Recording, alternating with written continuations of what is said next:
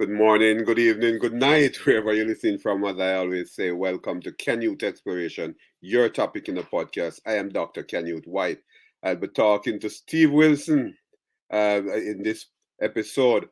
And Steve has a lot to say, a lot to tell you so that you'll understand bipolar disorder and trauma. And those of you who know me and listen to my podcast know that I'm in psychology. It's nice to have you listening. Those who are on Apple Podcasts and the other podcast platform, it's nice to have you. Welcome to Canyouth Exploration. I'm going to let Steve in and we'll have a chat about trauma, bipolar, many other things that you will appreciate. Those of you who are living with the disorder will appreciate it. And those of you who are students of psychology will also appreciate it. Those who are caring for persons who are living with psychological disorder will also appreciate this episode. Um, Steve, how are you doing? How are you? I'm good. It's nice to have you on Canyouth Exploration, your topic in the Here. podcast, right? And we'll be talking a lot about a number of things. But before that, let's tell us about your who you are personally and professionally. All right. My name is Steve Wilson. I'm 74 years old. I've been married for 50 years. Hmm. I have three daughters, two granddaughters. I retired in 2019 from the custom clothing business. Hmm. I was born and raised in Delaware, Ohio, and now I live in Scottsdale, Arizona, and it's only 105 today. Oh, 105. Yes. That's not nice to live in. Pardon me? That's not nice to live in. 105.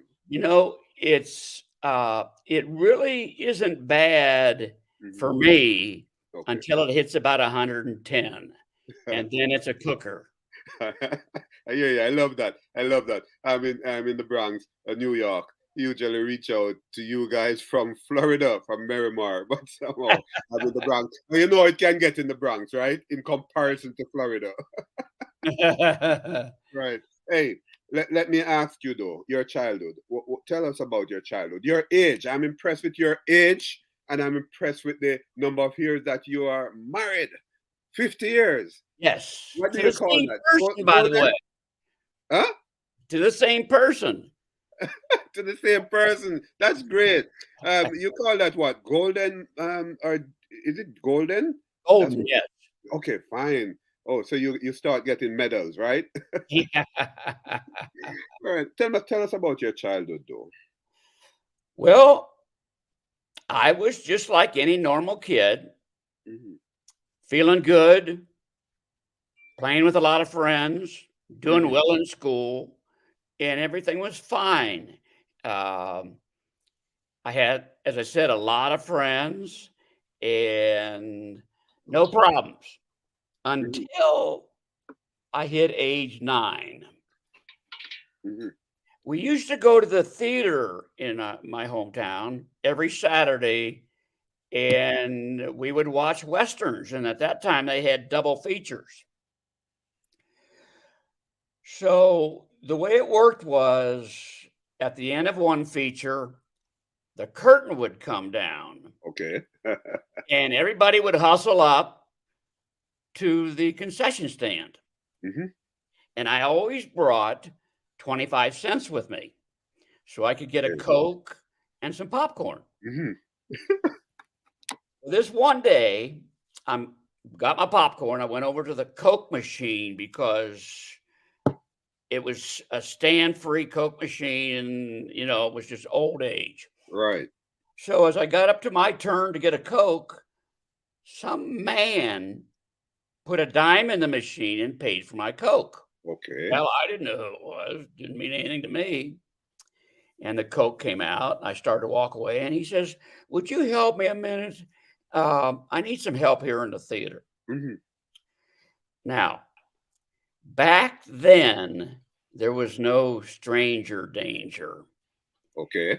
We were never warned about someone lurking in the shadows. So I said, "Sure, what do you want me to do?" He Mhm. said, "Come on in here in the restroom. I got something to fix." Yeah. Well, the fix was me, Oh. and went into the restroom Mhm. with no knowledge of what was going to happen. Yeah. And I turned around Mhm. and he said, "Take down your pants." Mhm. And I was scared to death, didn't know what was Yeah. happening, didn't know this could happen. Mhm. And he proceeded to sexually assault me. Yeah. When I resisted, he actually threw me up against the wall and started choking me. Yeah. And basically, that's about all I remember. What Uh, age was that? pardon me? What age? What age? 9, 9. Mm. yes. Yeah. Um, you really gotta realize that back then, Mhm. Mhm. nobody talked about it. Yeah. It was Nobody an talked elephant about in the man room. on man or man on woman rape or anything else. It Mhm. was taboo. Yeah. Yeah. So when we got done, Mhm. I my mind says, "What did I do to Mhm. cause this? It's Yeah. my fault." Mhm. So I said to myself, "I'm not telling anybody." Yeah. And so I locked it away for 30 years Oh. and didn't tell a soul. Mhm. And the next thing I knew, I came home about a month later, 2 months later, from Yeah. a trip to Florida for a vacation. Mhm. And when I got back, the terrible depression started setting in. Oh. And all of a sudden, I couldn't study. I didn't want to play with my friends. I thought nobody loved me. I thought I was Mhm. a piece of garbage. I was screwed. I couldn't sleep, Yeah. which was one of the really worst things. Yeah. And this lasted a couple of months, Mhm. and I just barely got through whatever grade that was, 4th grade or 5th grade, Yeah. but I did. Yeah. And the depression lifted after 2 or 3 months. Okay. It didn't come back for a long Yeah. time. Mhm. I had no idea what it was. I Mhm. didn't know. My parents didn't know what I was going through. My Mhm. sister and brother didn't know because I kept it all to myself. Yeah. And I'd never heard of a psychologist or psychiatrist. I didn't Right. know anything. So Mhm. I locked it up. And every once in a while, the depression would come back. And I just dealt with it the best I could. What year was that? That What? year What? was 1958. Oh. So Mm. what you can see is what people think of psychology and psychiatrists today Yeah. isn't the same as what it was back then. Right. Yeah. But I will say that there's still just as many rapes, Yeah. sexual assaults, and all that. That Yeah. has not changed, Yeah. in It, my it, opinion. I doubt it has changed. And interestingly, you talked about 1958, 1958. And Mhm. I am a professor of psychology, and I'm doing a course at a university we call mental health therapy, right? Yes. Evidence-based mental health therapy. And one of the research that my group has been doing is to compare the psychology way back then from 1950 to the contemporary time. Mhm. And Mhm. they found that the stigma wasn't as much then, and psychology was different in terms of the treatment. And you will note, Steve, that psychologists long ago would approach mental disorder differently, trauma differently. They would beat individuals with mental challenges, figure that it was a demonic thing. So yes, it has changed a lot. I'm happy to hear you talking about the 50s as it relates to a disorder that you is still having, right? The onset Yes, early. I have it under control thanks to psychiatrists Yeah, I started with, and medication, and a lot of therapy. yeah, yeah. Interestingly. But the next question I'd like to ask you though, the trauma that you had gone through, the depression, bipolar in effect, what's the worst experience that you have had as it relates to depression and the bipolar? Well, I want to make something clear Mm-hmm, from the start. mm-hmm. In 1970 is when I went to my first psychiatrist. So Right. that's 12 years after the incident. Yeah. At that time, he diagnosed me with clinical depression Okay. and started me on a regimen of whatever medication they had back then. Yeah. And it wasn't much. Mm-hmm. And none of the medications worked. They all made me sick. Okay. So I struggled with that for 6 years, being mostly terribly down. Mm-hmm. Got in a really bad fight with my father, and to tell you the truth, I wanted to stab him and almost did. Okay. Mm-hmm. And then I went into the hospital, Yeah. and that was 1970. Um, but in 72, they diagnosed me with clinical depression, and nothing worked. And then in 1978, this same psychiatrist came in and said, "You know, Steve, Yeah. I misdiagnosed you." Wow. Oh, by the way, that happens a lot. Yeah, I know that. So anyway, he says, "I think you're bipolar." Didn't mean anything to me. What the hell's bipolar? Never heard of it. And he said, "We're going to start you on this drug that has a lot of good results," and that was lithium. Yeah. And wouldn't you know it, in about 2 days, I started feeling better. And the lithium got me back maybe 50% of the way, but I was able to function. Yeah. And I went through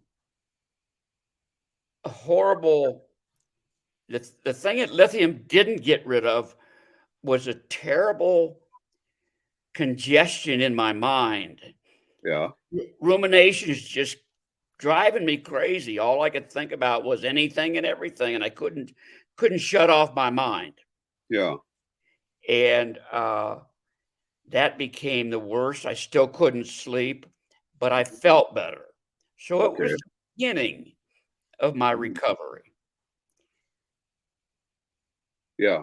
Yeah. It's interesting, but the signs and symptoms that you have experienced, uh, well, not necessarily as it relates to trauma, but the bipolar situation. What were those signs and symptoms that you have experienced? Uh, it's People don't realize that bipolar and depression don't just affect your mental side; it affects your body and causes aches and pains. And for me, it caused a big knot in my stomach, Yeah. and I would get fevers, but no one could tell that they were fevers because Yeah. it really wasn't there. It was just my body out of control. Um, I remember one day I was swimming. I'm a big fan of swimming, Yeah. and I swam laps every day. And I went to the local pool to swim laps, Hmm. and I started swimming.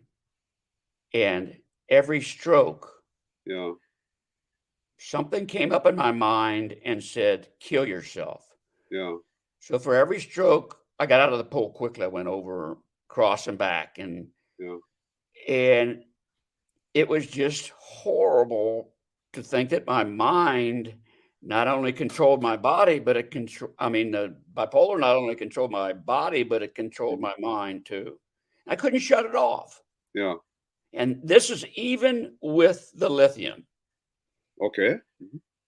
Um, So there was a sort of psychosomatic, Pardon me? psychosomatic.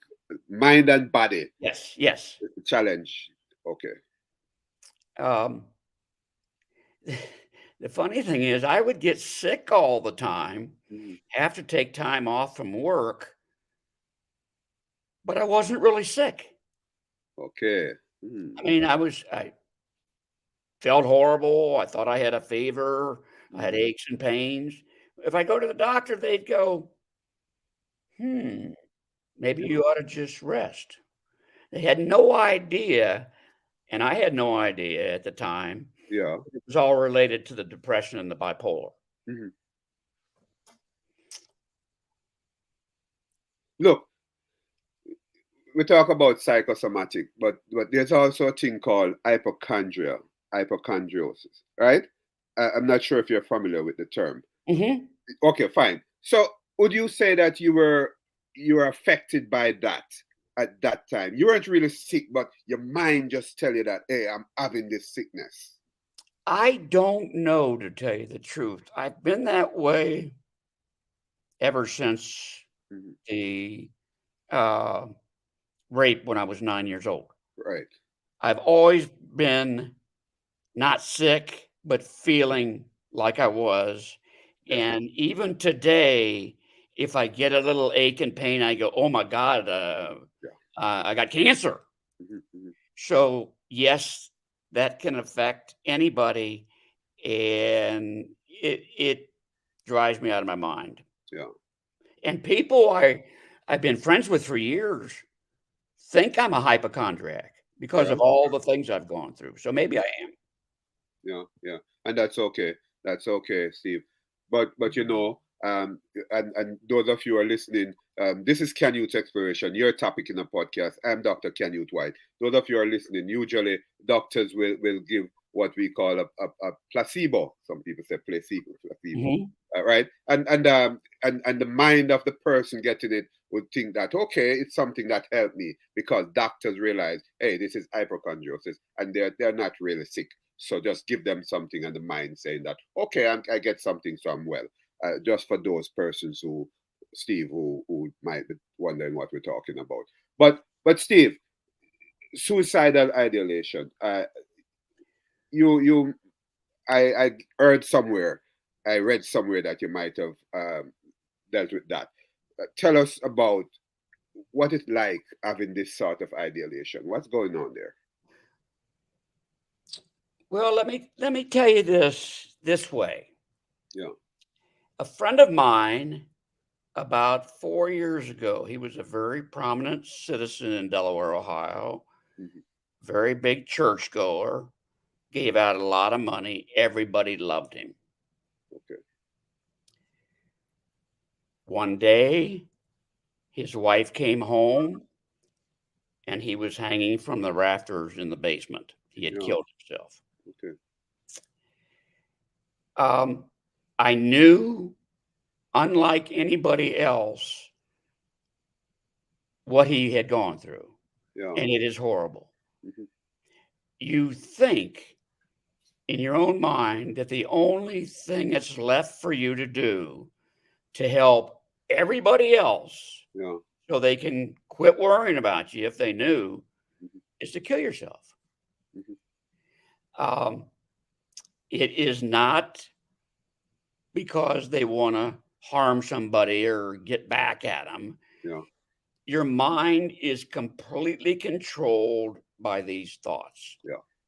I don't know how many people can fight them off. I was able to. Yeah. I don't know anything about percentages of people who go through suicidal ideations and go on to kill themselves, Hmm. but it is definitely out there. Yeah. Yeah. And you know, it's something that many persons, even wealthy people, are challenged with, you know, wanting to kill themselves. Back in Jamaica, there are many wealthy persons. I remember, I can recall a governor of the Bank of Jamaica who was, they're well paid, and he actually killed himself. And, you know, here in Manhattan, in the New York, there is this Miss, it was on in the news, Miss United States of America. She was a lawyer, very young girl, doing well, but she killed herself because, you know, I read, it was reported that basically she believed that she was not loved enough and being challenged. So there are many things, that would make people want to kill themselves.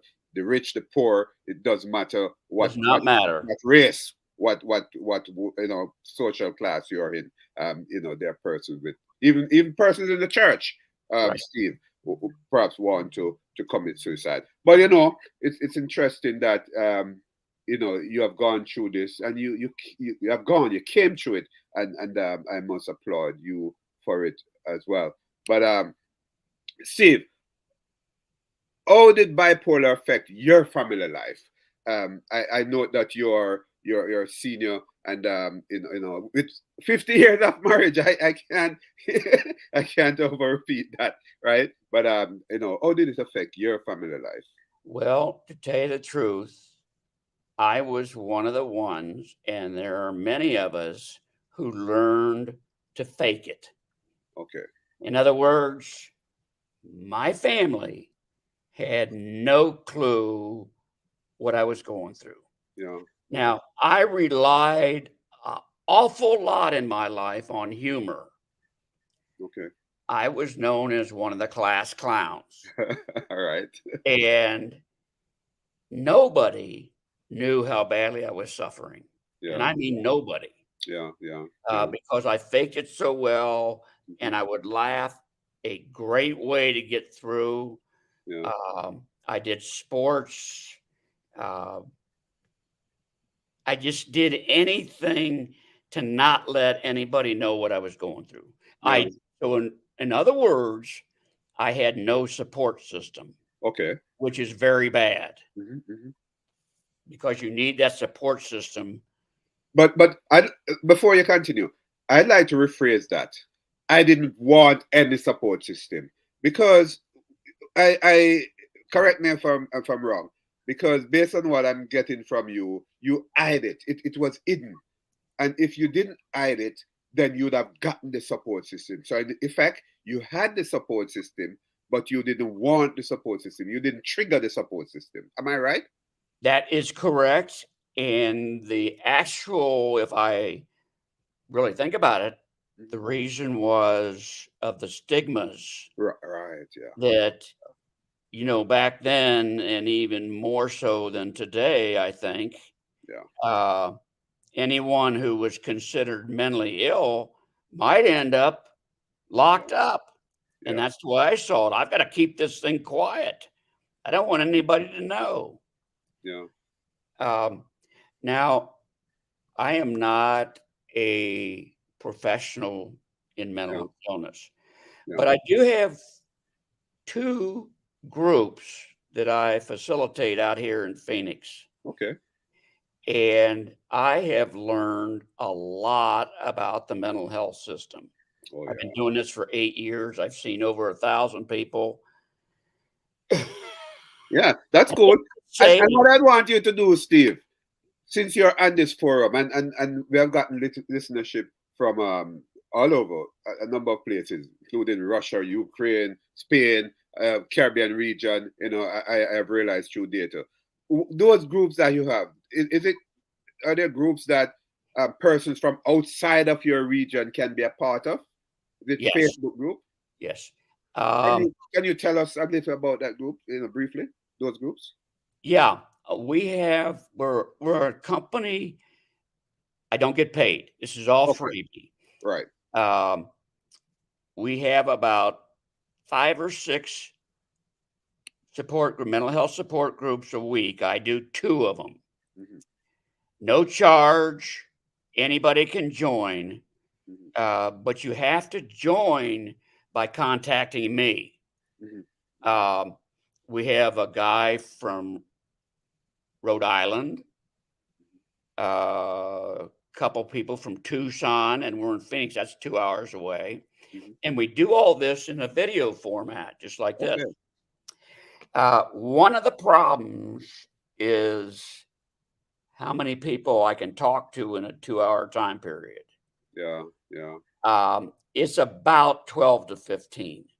Mm. Yeah. The Yeah. requests are overwhelming Oh yeah. into the groups. Hmm. Hmm. And I accept everybody. who wants to come. But if I get over, I had 17 last night. Oh, It oh, went right up to the 2 hour limit. If I nice. had more than that, nobody gets the Yeah. full help they should Mm, get. yeah. Um, but if you'd like, I can give you my email and people can contact me if they want to come. Yeah, you can read your email out, and I will put it in the description as well. But you can say your email. Okay. S as in Steve,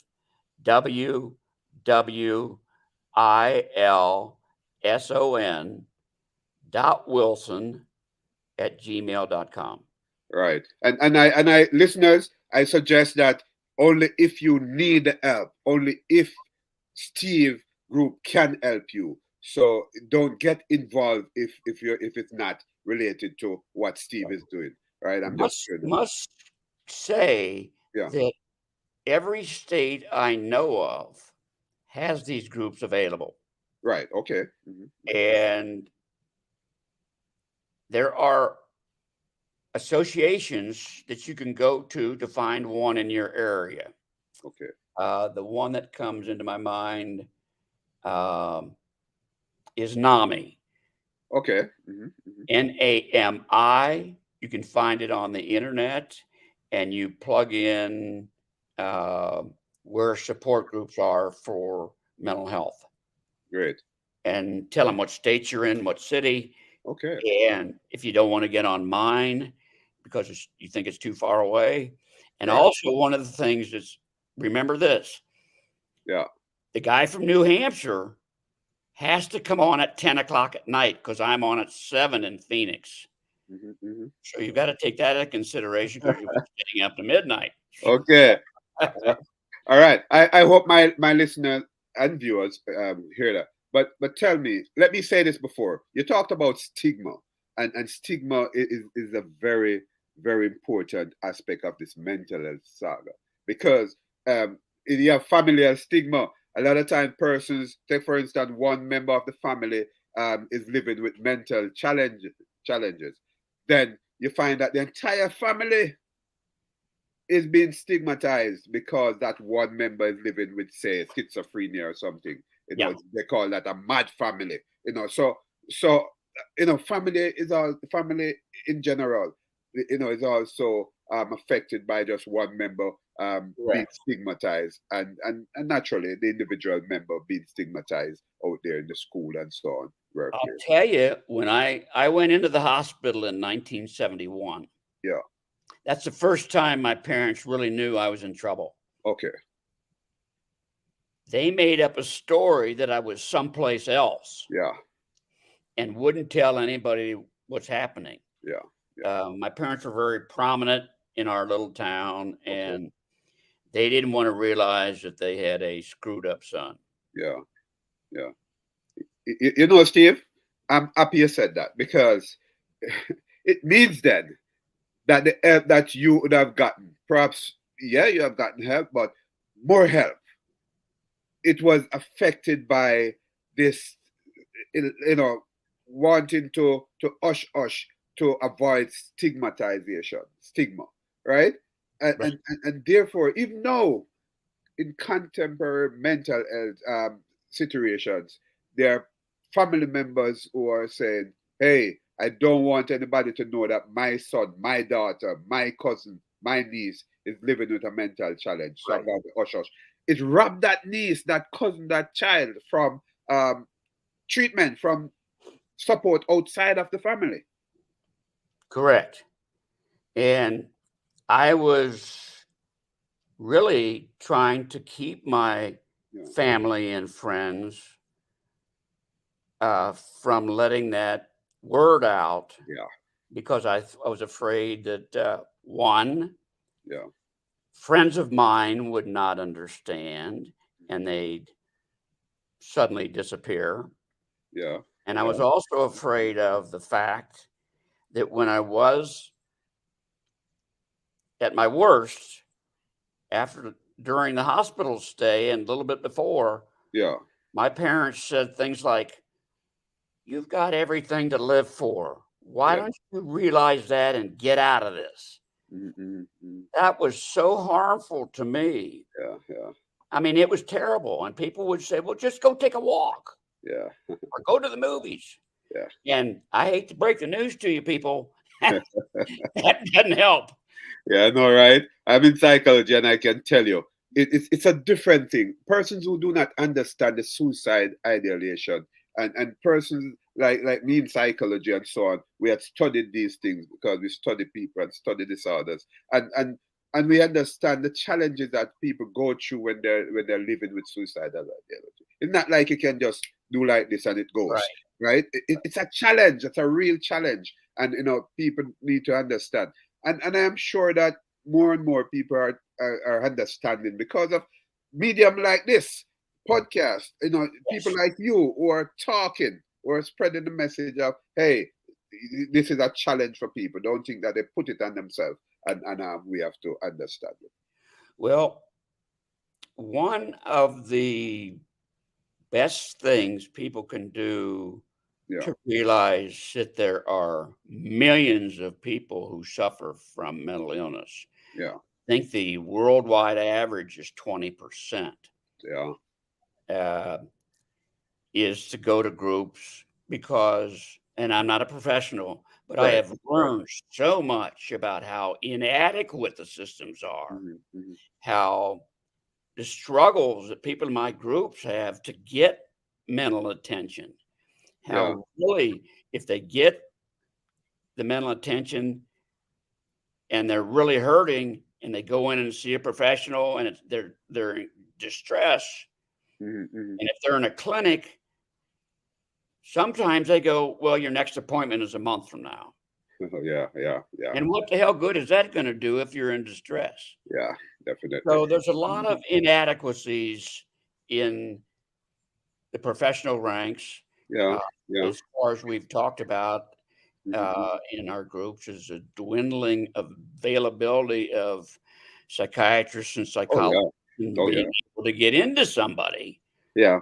I And think the system made it, harder because people like me who's in psychology and so on, right? You find that many of us, especially in the United States, are not, there's maybe some difficulty in getting placed based on the state, right? And the board and all of that, and the challenges that you have to go through to be able to practice in a particular state or region and those are some challenges and many men in psychology are getting out of the yes, profession because of things like that. So yeah, there's a real challenge.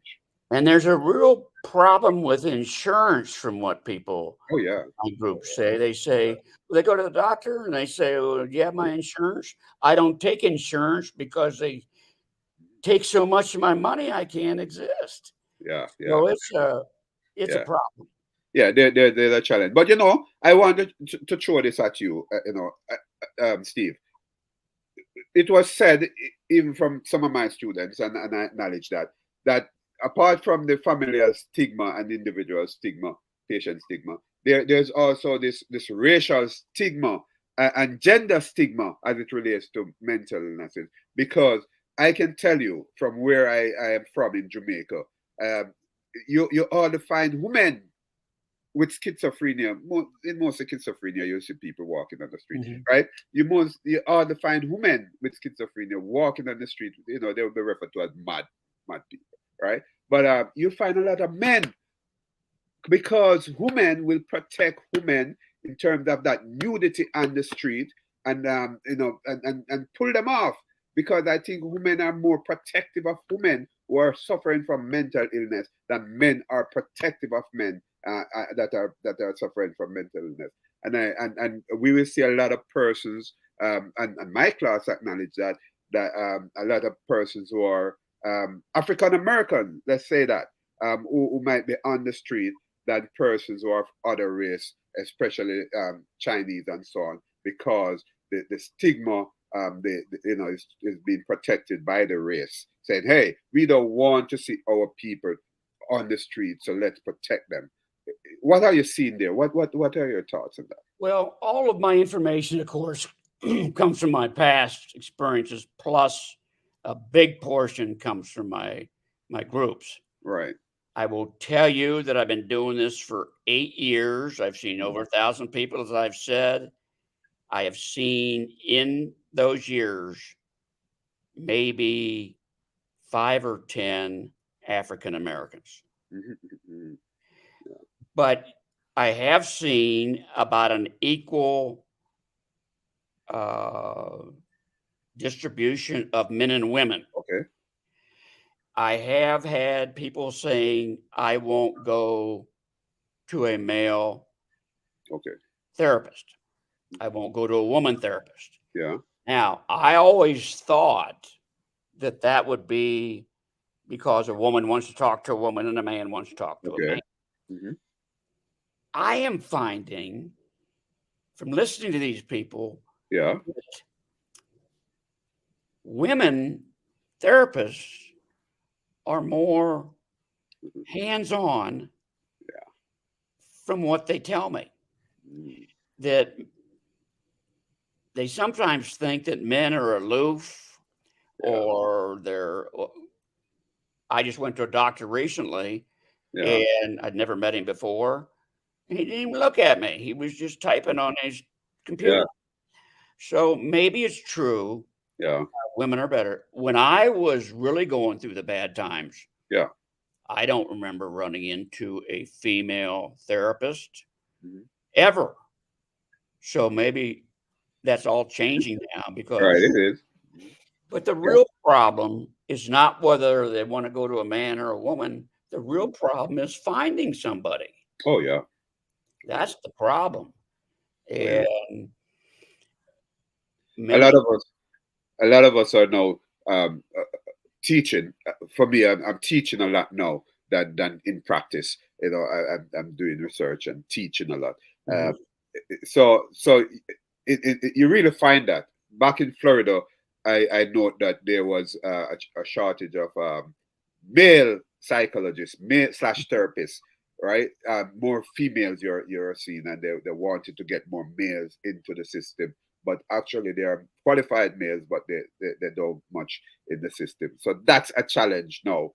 But tell me, Steve, medication. I think you have alluded to it earlier. But yes. right, but these psych medications, right? I want you to talk some more about it. You have not said much, I figure. But what were your real experience with these psych medications? Some people would say that when they take these medication, they become like a zombie and so on. And Mhm. I tell you this, being in psychology and was in the field, that there are many mothers who were saying that, hey, I don't want my child who is suffering from ADHD or conduct disorder, any other disorder for children. I don't want my child to take medication because it will affect my child. So they Yes. rather not to have medication. What's going on there? Well, let me just give you a response to that by what happened to me. Yeah. I was put on my regimen, and it's a cocktail, Okay. not just one pill, in my experience, is going to fix you Right. totally. Right. So I take 4 medications every day. Okay. One, let's see, this is in 1989. I'd had this psychiatrist for about 18 or 20 years. Mhm. He dies. I'd been pretty good, but not perfect, as I said before. All right. Yeah. So I found another psychiatrist, didn't know him. He was a partner with a psychologist in my town. Mhm. And he said, this guy's good. So I went to him. And the first thing he said was, throw away all the medication you're on. Mm. There's a brand new drug that is the godsend drug, um, Deseril. You ever hear of Okay. it? Yeah. Yeah. Yeah.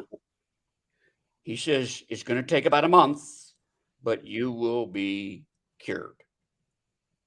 Mhm. Well, 5 months later, I'm in terrible shape, was almost in terrible shape Okay.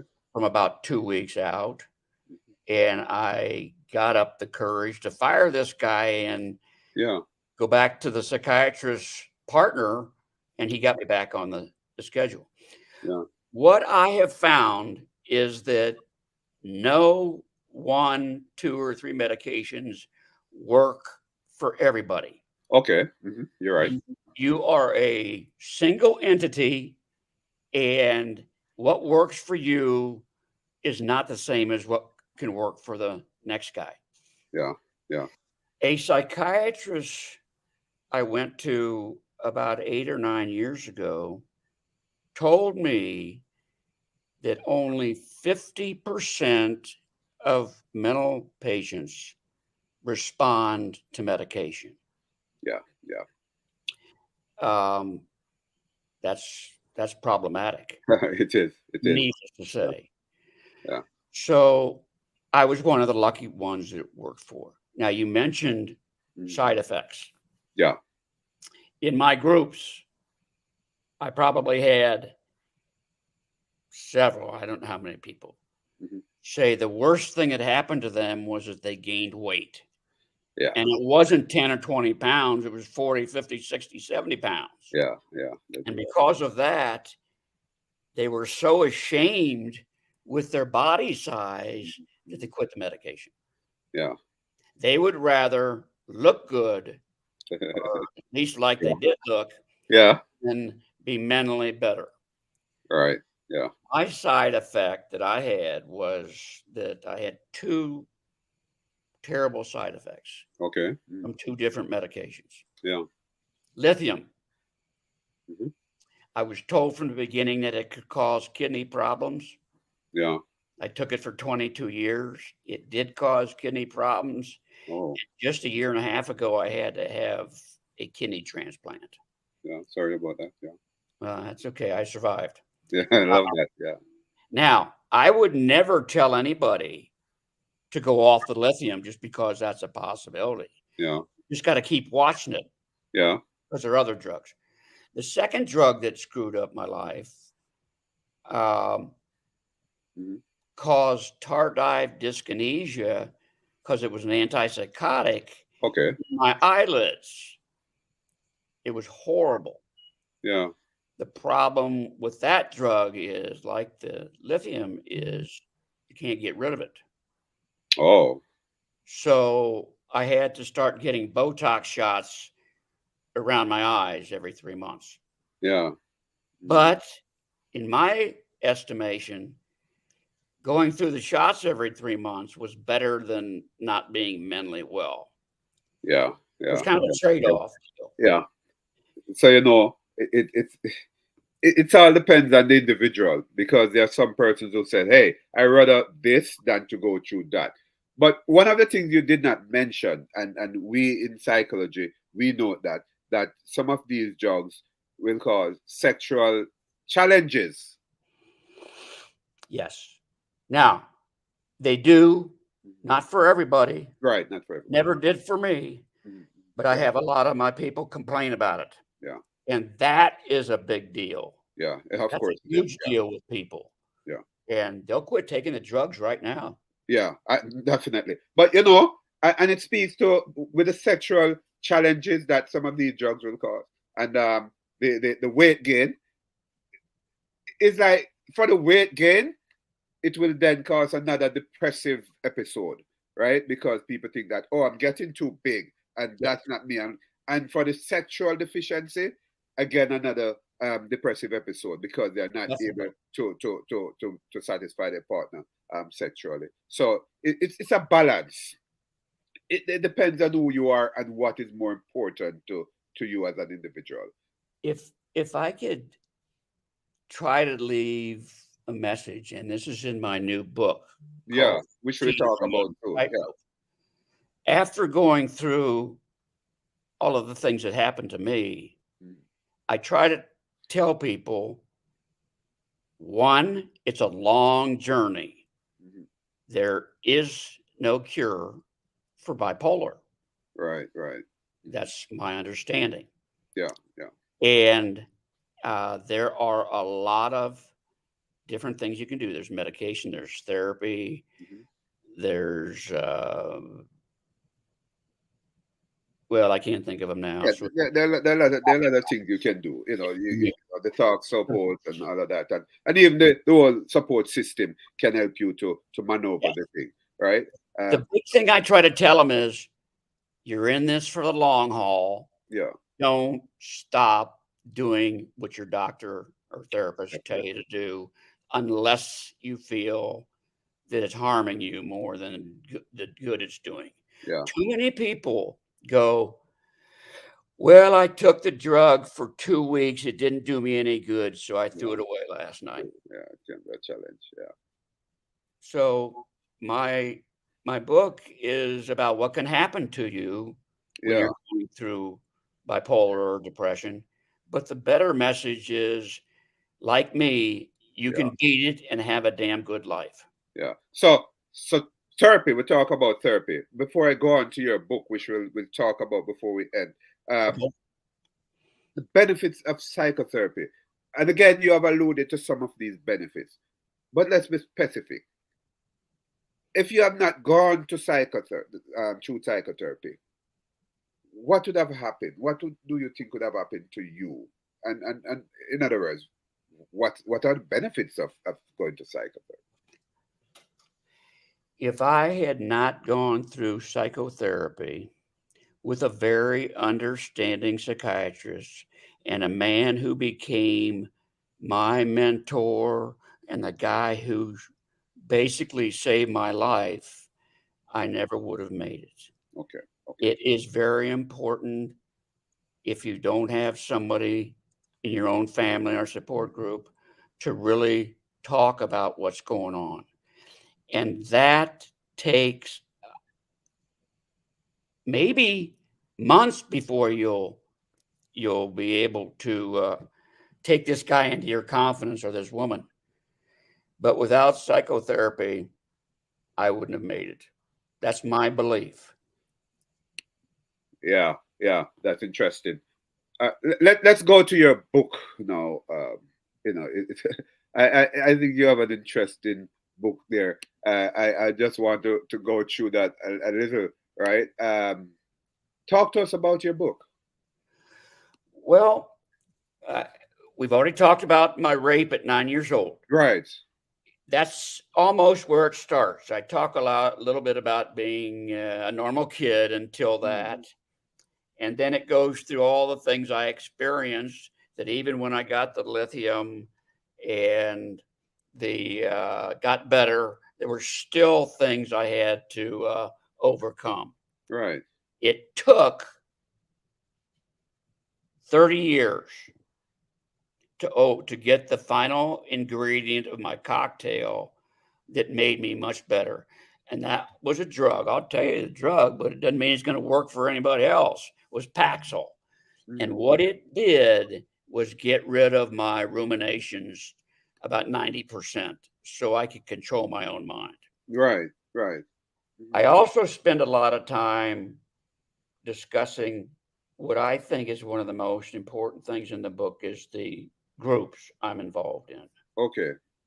And because as I said, I'm not an experienced therapist, Right. but I feel that you can get the real story from people who are going through it. Definitely. And Yeah. so we talk every week. I give everybody as much time as they want to discuss what they're going through. And these people are, a lot of them, able to break down and say, yes, they too were molested or Oh yeah. beaten or whatever it is. And so we spend a lot of time on that, and that's in the book too. Mm. Mm. I spent a chapter on teenage depression, Yeah. and I talk about the same thing of not having a support group. But I'll tell you one thing that happened in my life was I had a clothing store that had been in business for about 80 years. Yeah. And every every Christmas season we would hire a couple high school girls and sometimes boys, but mostly the girls were more efficient because they were wrapping packages Yeah. and running errands. Mhm. there was this nice little girl, energetic, outspoken, wonderful little girl. And she was probably my favorite of all the ones we ever had. Mhm. I was in the store one Saturday morning early, and her best friend comes in and tells me that this little girl had gone to bed the night before and shot herself in the head. Mhm. Yeah. Teenagers are suffering so much Yeah. that I don't think anybody realizes how bad it is. Yeah. Yeah. One girl told me that she was a top student, Mhm. straight A's, getting the best grades on the tests to go to college. And she came to me and said, I am so down because everybody expects me to excel at everything. Yeah. I just can't handle the pressure. Yeah. Yeah. It was sad. And another girl came to me and said, I have no friends. My parents don't like me. I want to die. Yeah. So, teenagers, college students are really suffering, just like I did. It's never changed, Yeah. and it's horrible. And then the last thing I tell them is just like I said before, you can make it through if you're diligent enough to give it everything you got to get to a good life. Yeah. Yeah. Yeah. Steve, it has become perhaps a taboo in terms of talking about um, teenage depression, childhood depression. And, I can recall while studying, I went to a seminar that uh, deals with childhood depression and explained to us, and we have seen it, where the 5-year old, the 3-year old can be depressed, Mhm. right? More so teenagers, because of that change in their whole life cycle, life thing, and what they have to go through at school, and the whole misunderstanding of parents as well, their own parents, and the challenges with peer pressure. So yes, but it has been, in my mind, a sort of an elephant in the room as it relates to adolescent depression. And we talk about all other type of depression, even depression of persons who are retired and so on, not being at work. So many things can create the depressive mood. Well, I want to say one thing Yeah, that I went through that horrible situation when I was 9. yeah, Again, going back to my groups, a high percentage, and most of these people are between 21 and 80. So yeah, there's not, just a spattering of people at different ages. What they've all told me is they've either been sexually assaulted at a young age, or right, been beaten, or they've been mentally screwed up because their parents are telling them they're worthless. yeah, It is an epidemic out there of what people do to their own kids. And I yeah, have an example for you that is the worst one I ever heard. yeah, And it came directly from a friend of mine who worked for me. And she right. spilled her guts one night and told me what she was going through. Mhm, mhm. Her husband, if their son did anything wrong, he would take him to the basement, tie him to a post, and burn him with cigarettes. Oh, So people don't realize that this goes on way too often. yeah, It's just out of control. So that's one thing I talk about all the time. yeah, and it's interesting. It's interesting. Um, but Steve, before we close up here, um, my thing is that this whole thing about depression, as we said, it's a taboo, for as it relates to adolescents. But also we have to take into consideration the fact that teenagers are going through, also because of the perfectionist notion. Parents are becoming perfectionists and want too much from them. What's your take on that? Oh, definitely. Um, too many pressures on these kids, and not only from their parents or you know uh, sup- people in their lives who do something to them, but they're also under a lot of pressure because of outside things happening, climate change, the rise of authoritarianism in the United States. Mhm. They're bombarded every day with how horrible everything is in the world, and then you'll hear the commentators go, "What are we leaving our children?" Yeah, And it's just so scary out there for them. yeah, And I don't know, it's just so many pressures on these kids that I didn't have. right, right, right. Hey, thanks for coming on. I mean, we have learned so much from you, Steve. You know, Thank you. yeah, interesting some of the things you have said, and I am sure that my audience will learn a lot. And I'm wishing you all the best with your group, right? Thank you. Thanks for coming on, Steve. What's your contact though? Let me ask you that. What'd you say? How can we contact you? How can my audience contact you? Well, I gave you the email. Right. Um, I've got my website that goes live tomorrow, I think. Yeah, I will put that in the description. But My audience will be able I to. don't have the domain, and I don't have the link to it yet. I'll have to get it to you, and Okay, then no you. problem. I will get that in Um, the description. those are the best two ways. I don't give out my phone number, Okay, that's all right. I understand. and remember this: that I'm in Arizona, and we're 3 years behind Eastern time. So Oh yeah. Oh yeah. 8 What o'clock. time is it now? What time Pardon me? is it where you're at? 1 o'clock. Oh, because I'm seeing here, basically 4 o'clock. You're at 4 o'clock. I'm at Yeah, one. in Bronx, New York, and the same thing in Florida and above other Right. places. Right. In Jamaica now, I think it's about 3 o'clock. Yes, yes, yes. Is that where you're from, Jamaica? Yeah, I'm from Jamaica. Have you ever gone to Jamaica? I have never. You're missing something. Hurry up and get there, guy. Well, I'm getting a little old now. You still can get there. Don't worry about it. Hey, Steve, thanks for coming. All right. Nice talking to you, sir. Thank you very much. I enjoyed it. Bye bye. Bye.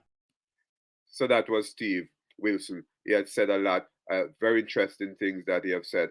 And yeah, you heard his group. If you are able to join his group, go ahead and do that. You would benefit from his group and what his experience as well. You benefit from. Thanks for taking this time out to watch, to listen to Canyouth Exploration, your topic in a podcast. I am